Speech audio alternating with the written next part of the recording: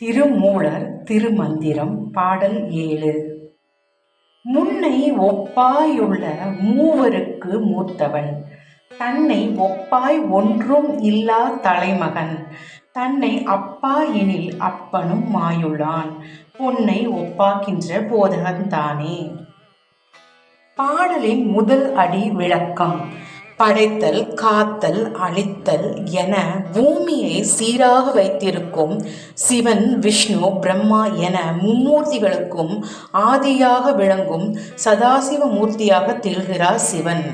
பாடலின் இரண்டாவது அடி விளக்கம்.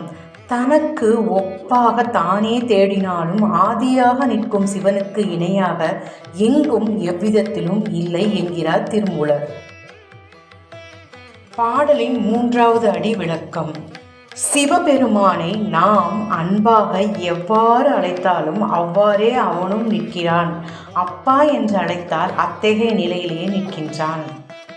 பாடலின் நான்காவது அடி விளக்கம். மின்னும் ஒளி மூலம்தான் தங்கம் என்று வெளிப்படுவது போல பிரகாசமான ஒளி உடையவன், வேதங்களை போதிப்பவன், அவனும் சிவனே என்று பெருமிதத்தோடு கூறுகிறார் திருமூலர். சிவா சிவாய போற்றியே நமச்சிவாய போற்றியே.